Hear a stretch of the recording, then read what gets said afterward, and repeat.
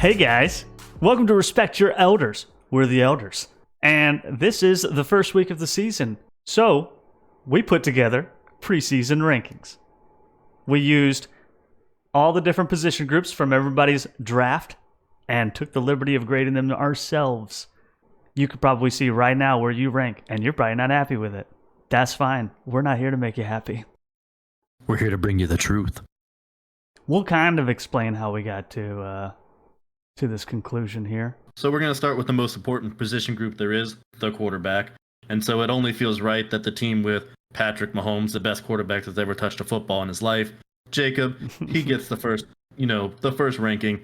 Not really much of an argument there. Aaron's pretty close. He went with the reigning MVP, and I've got more Super Bowl rings than anyone else quarterback. Those two together locks him in at number 2. I don't think you can really argue with that. And then, just so you know, we're not playing any favorites. We put Bo at last, since he waited till the second to last overall pick to pick his quarterback. He got the 12th ranked group.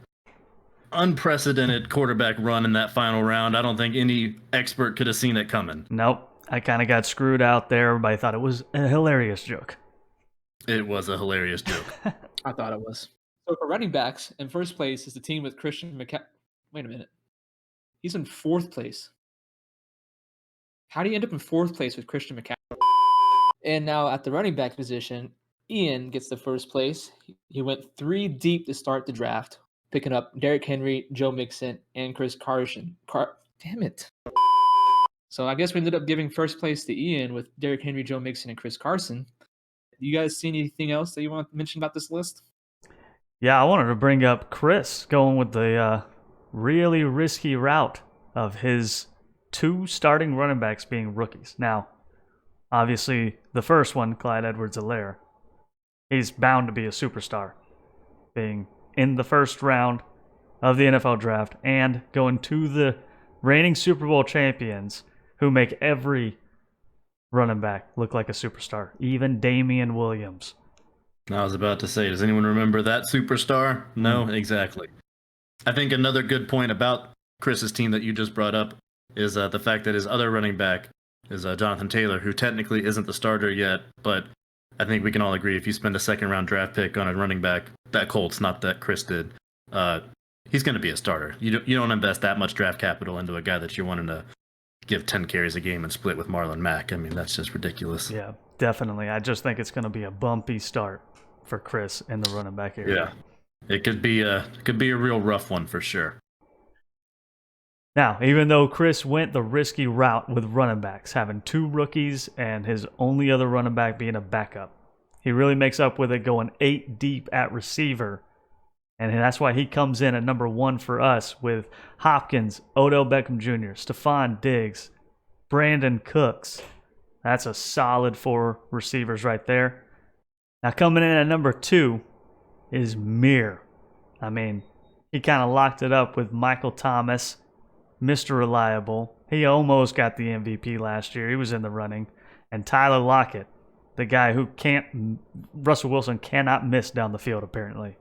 Coming in 3rd is Aaron with Tyreek Hill and Robert Woods. Now, really, the only factor that put him behind Mir was Tyreek Hill and Robert Woods.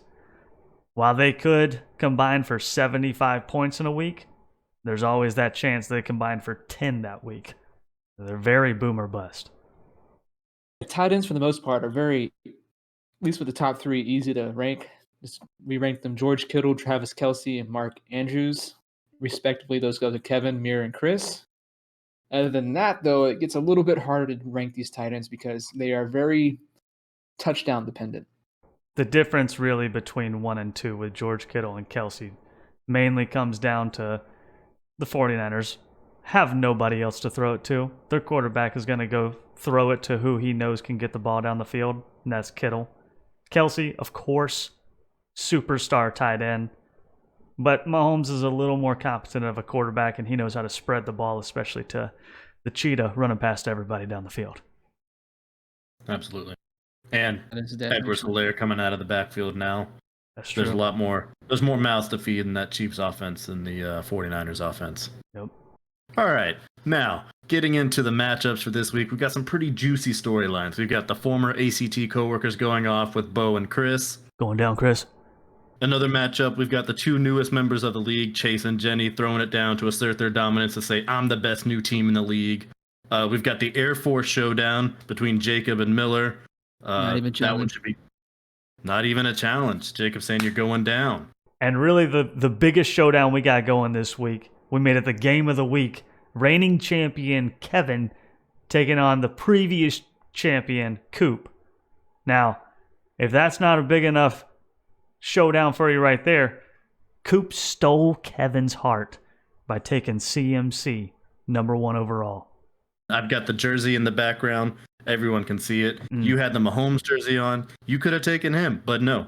You wanted to rip my heart in two and take CMC from me. I think winner gets to keep CMC for the season. So if you win, you can keep him. But if I win, he comes back home. There we go. All right, everyone. That is all we have for you this week. So tune in next week on Respect Your Elders.